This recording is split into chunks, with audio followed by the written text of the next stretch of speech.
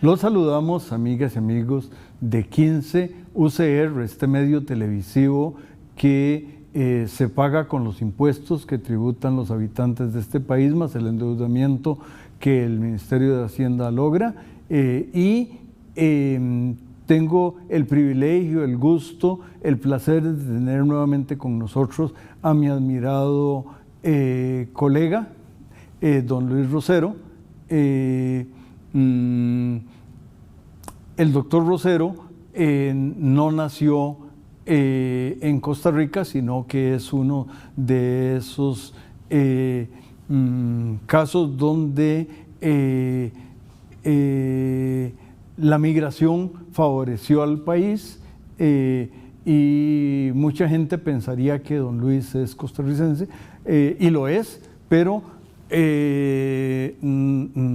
y yo casi diría ciudadano de la UCR, porque hay un edificio en este campus que de alguna manera es una de las muchas cosas que don Luis ha hecho por este campus. Don Luis, ¿cuál es su recuento de los más de 2 años de pandemia? Bueno, primero, gracias por la invitación. Es un gusto estar otra vez con el amigo Juan Rafael y con su audiencia. Desde el confinamiento que llevo aquí ya más de 2 años en mi casa en Entre Ríos, a causa de la pandemia, ¿verdad? La pregunta abierta del recuento de la pandemia, ¿qué podemos decir? Ha sido algo terrible, todos lo hemos sentido. Para la salud pública del país fue un golpe enorme, pero al mismo tiempo mostró las bondades de la salud pública costarricense. Pudo haber sido muchísimo peor de lo que ha sido, ¿verdad? La pandemia hasta ahora ha cobrado ya más de 8,000 vidas, según las estadísticas del Ministerio de Salud. Esa es una cantidad enorme, ¿verdad? La esperanza de vida de los costarricenses ha disminuido en más de 1 año debido al aumento de la mortalidad por la pandemia. Los efectos económicos fueron enormes, especialmente en los primeros meses en los que quizás se nos fue la mano este asunto de las restricciones, cierre de negocios, etcétera. Pero en ese momento se sabía tan poco que era lo único que había hacer, ¿verdad? Costa Rica, en el contexto de Iberoamérica, es uno de los países que mejor manejó la pandemia. La pudo haber manejado mejor aún, si nos comparamos, por ejemplo, con los resultados que ha obtenido Cuba, por decir un país, o el mismo El Salvador y República Dominicana, ¿verdad? Son países que han tenido cifras menores en ciertos aspectos, ¿verdad? Y Costa Rica se compara a lo sucedido en Uruguay en cuanto al golpe que significó la pandemia. Entonces está en ese grupo de países líderes en Latinoamérica en el manejo de la pandemia, que la pandemia no nos golpeó tan gravemente. En cuanto a la trayectoria a través del tiempo de la pandemia, ¿verdad? La dinámica seguida es una cuestión de semántica a qué llamamos una ola. pero a mi entender nosotros tuvimos una gran ola en el primer año que se inició en junio, julio, llegó a un máximo en agosto, septiembre y permaneció en una meseta alta hasta diciembre del 2020. Esa ola cayó y luego se inició lo que yo considero la segunda ola, que llegó a un máximo, en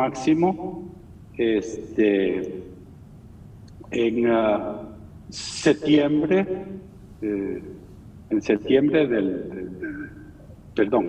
esta segunda ola llegó a un máximo en febrero, marzo de este año, ¿verdad? La primera ola en realidad tuvo dos cúspides, ¿verdad? Dos cimas, una por ahí de mayo o junio y otra en septiembre o octubre. Esta nueva ola que nos afectó prácticamente el tercer año, ¿verdad? En el año 2022, tuvo un máximo en cuanto a diagnósticos mucho más alto. Fue la causada por la variante Omicron. Llegamos a tener hasta 7,000 casos por día, ¿verdad?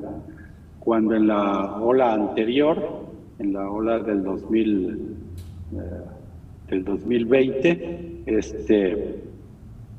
el máximo que habíamos tenido, perdón, en la ola del 2021, el máximo que habíamos tenido fueron 2 picos con 2.500 o 3.000 casos por día. Entonces, hemos tenido esas olas y en estos momentos hemos entrado a un periodo de transición, ¿verdad? Quizás ya ha pasado lo peor de la pandemia, pero no hemos salido de ella. Y de hecho, desde Semana Santa o la semana siguiente, o sea, la semana pasada, hemos entrado en una nueva ola. Esperamos que no sea tan fuerte como las anteriores, o tan severa. Es posible que haya muchos casos, es muy probable que muchos casos queden sin diagnosticarse porque van a ser leves, pero esperamos que no haya un aumento tan grande en hospitalizaciones y en fallecimientos. Va a haber un aumento, pero esperamos que no sea tan grande. Entonces, esta es la situación. Hemos entrado en un periodo transicional hacia una situación que podríamos calificarla ya de endémica de COVID-19 en Costa Rica. Algo parecido a lo que ocurre con el dengue o con la malaria, etc. El único problema que tenemos, y ojalá podamos corregir eso, es que esta situación endémica se está dando a niveles relativamente altos de incidencia, ¿verdad? Con niveles de casos diagnosticados diariamente del orden de los 400 o 500 e igual cantidad de personas hospitalizadas. Ojalá esto se pueda corregir y llegar a una situación de endemicidad a niveles más bajos, ¿verdad? Entonces, esta es la situación. Es de especial preocupación las personas más vulnerables, ¿verdad? En estos momentos. Luis, sí, adelante. 2 o 3 comentarios. Por un lado, llama la atención que en fechas recientes Vargas Llosa, que es un señor mayor que yo, y ya eso es decir mucho, además aunque compartamos el primer apellido, él sí es como escribióle alguna vez, un escribidor notable, el premio Nobel lo atestigua, y se infectó, y uno pensaría que es alguien que por edad y por contexto, y la vicepresidenta Harris de los Estados Unidos, que de nuevo sería alguien que estaría muy protegido y muy cuidado y además la administración demócrata sí cree en la ciencia, y entonces me parece que tomó las medidas. Entonces, esos 2 casos que vienen por la prensa, me parece. El otro tema es que quería rendirte un homenaje desde los que leímos la página de el CCP, donde semana a semana nos ibas dando los detalles y las explicaciones. Y vale la pena decir que eres profesor emérito de la Universidad de Costa Rica, pero que esa condición no te privó, y lo celebramos, de seguir iluminando el país con tus luces intelectuales. Gracias, Luis. No, muchas gracias por tus palabras. En realidad yo fui empujado a esta situación por las circunstancias, ¿verdad? Sobre todo al principio de la pandemia ocurrió que se puso en evidencia que en Costa Rica no había epidemiólogos con la formación apropiada para manejar este tipo de datos y este tipo de modelos. Entonces eso me obligó a meter cuchara, pero con el correr del tiempo ya se han ido desarrollando grupos de trabajo, etcétera. Personas de la salud pública en el país han aprendido, creo yo, se han puesto las pilas y la situación es muchísimo mejor ahora, ¿verdad? Y ya casi que queda sobrando lo que yo pueda decir. Pero eso fue lo que ocurrió. En un principio fue una necesidad el tener que desempolvar mis apuntes y mis libros de hace 30 años, cuando tomé varios cursos de epidemiología, cuando hacía mi doctorado en la Universidad de Michigan. Y por primera vez pude aplicar esos modelos para monitorear lo que estaba ocurriendo en el país. Un detalle, y nos queda un minuto, de manera que muy breve. Nicaragua, parece que no, pero yo creo que el asunto es que los datos están debajo de la mesa. Claro, si están debajo de la mesa, ni siquiera tú con tus luces los conoces, pero ¿algún comentario? Y nos debe quedar como medio minuto. Sí, en Nicaragua, al igual que en Venezuela, probablemente la pandemia ha sido devastadora, ¿verdad? Pero simplemente se han echado tierra a los datos, como se dice, se ha barrido la suciedad debajo de la alfombra o se ha hecho como hacen los gatos cuando hacen sus necesidades. Entonces no sabemos nada, pero en esos dos países con mucha probabilidad la situación ha sido devastadora y coletazos nos han llegado a nosotros desde Nicaragua, ¿verdad? Cuando uno observa, por ejemplo, la evolución de la incidencia desagregada geográficamente, con frecuencia observamos que en las zonas donde se concentran los migrantes nicaragüenses, por ejemplo, los trabajadores agrícolas de la zona norte, se han dado oleadas muy importantes de contagios, ¿verdad? Luis, probablemente venidos desde Nicaragua. Pero sí, la situación en Nicaragua tiene que haber sido muy problemática. Continuamos una vez que el canal nos invite a regresar.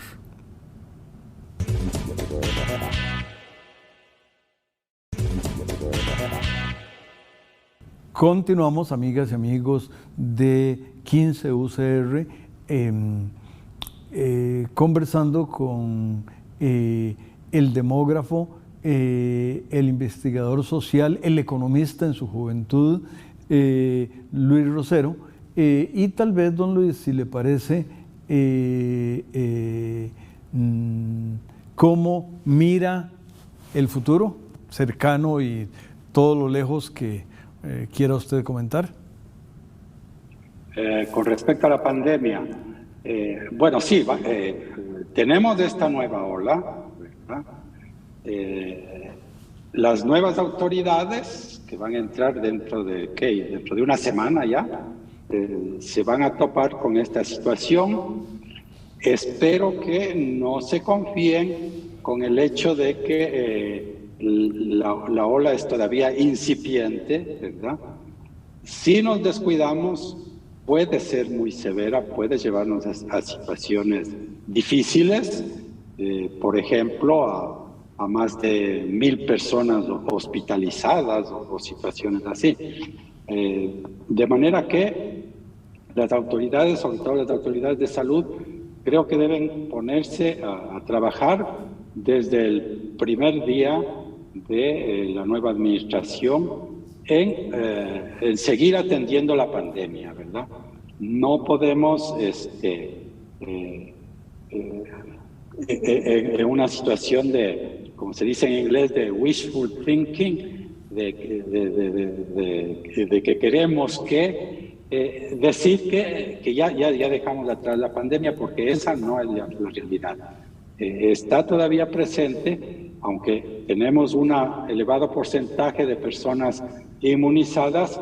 Muchas personas ya están perdiendo inmunidad porque han pasado más de 5 o 6 meses de lo que recibieron su última dosis.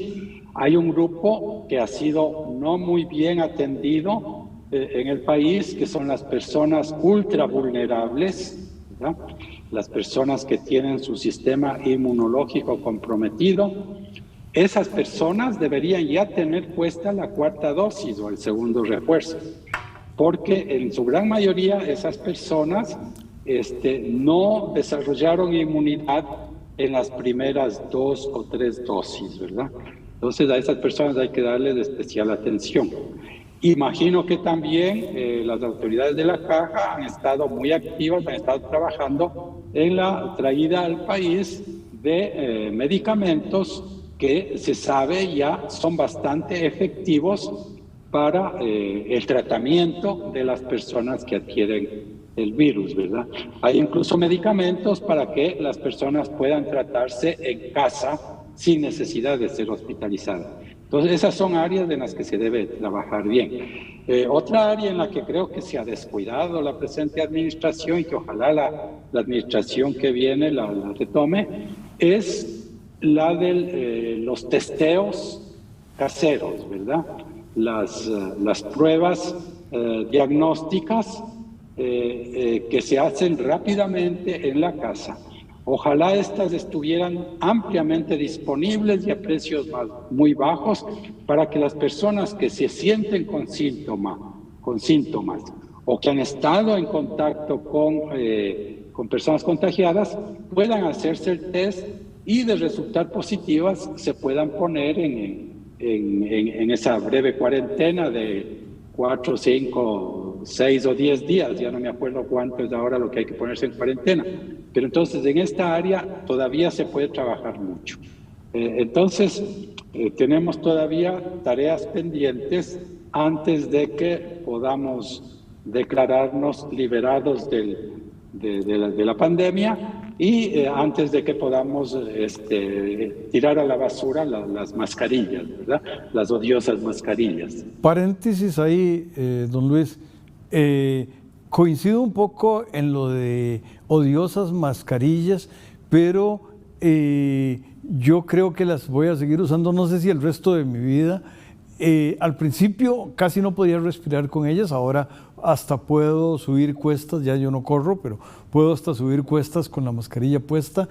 Si no viene nadie me la bajo un poquito, pero me parece que no me cuesta tanto, y aunque yo no soy de problemas todavía severos, soy un adulto mayor.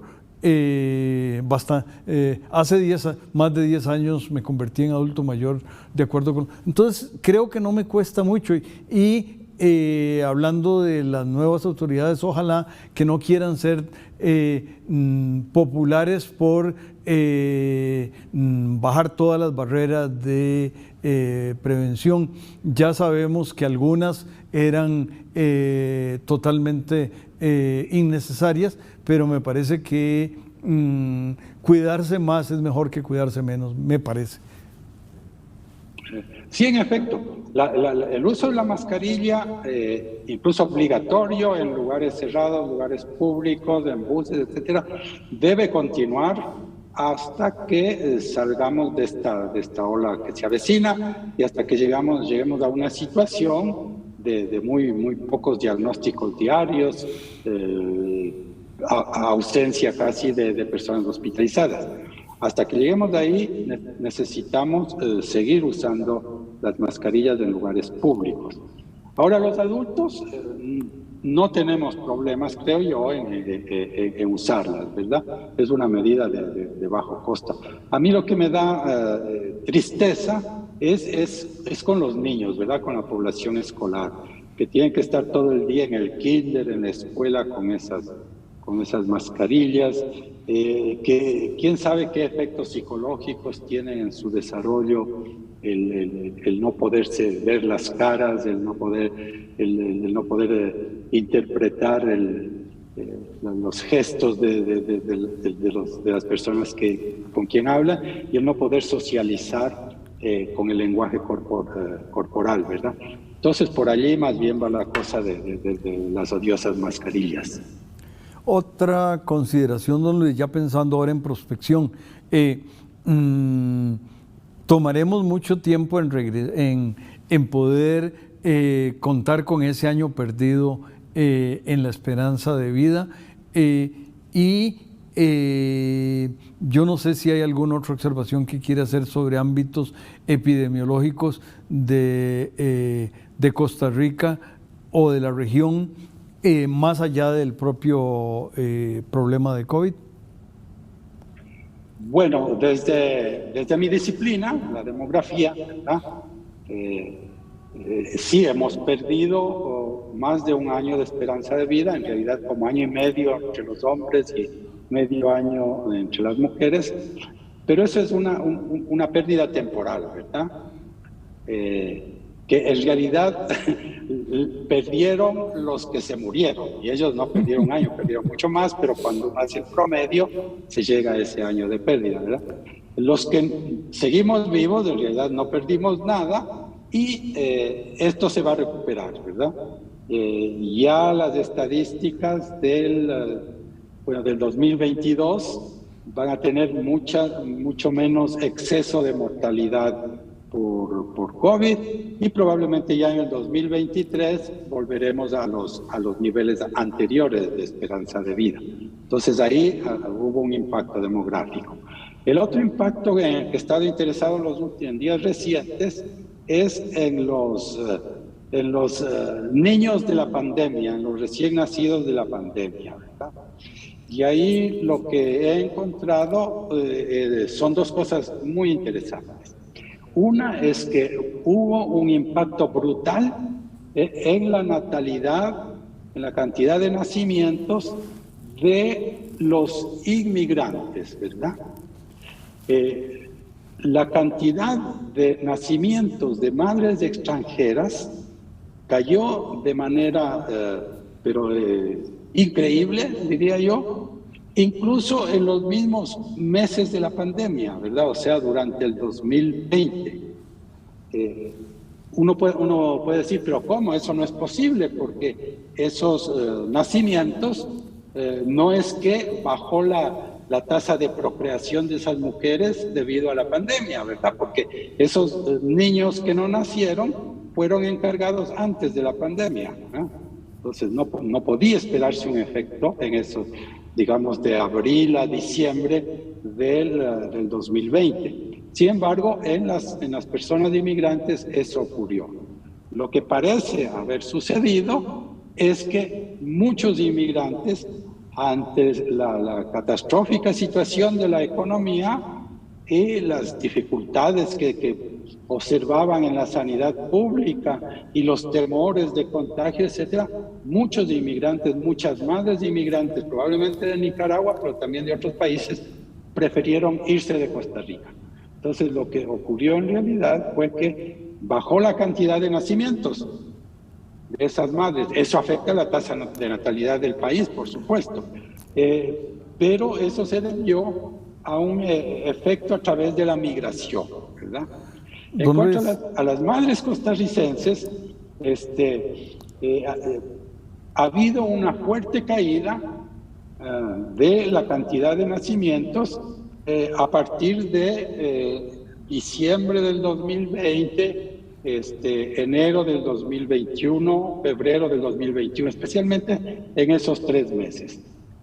Sin embargo, esa caída es solo un poquito mayor de caídas que eran de esperarse, dada la tendencia que venía ocurriendo en el país desde hace unos 4 o 5 años de drástica caída de la fecundidad, especialmente entre las mujeres jóvenes, ¿verdad? Don Luis. Entonces, ¿sí? Don Luis, esa tan interesante explicación la vamos a dejar para una siguiente invitación.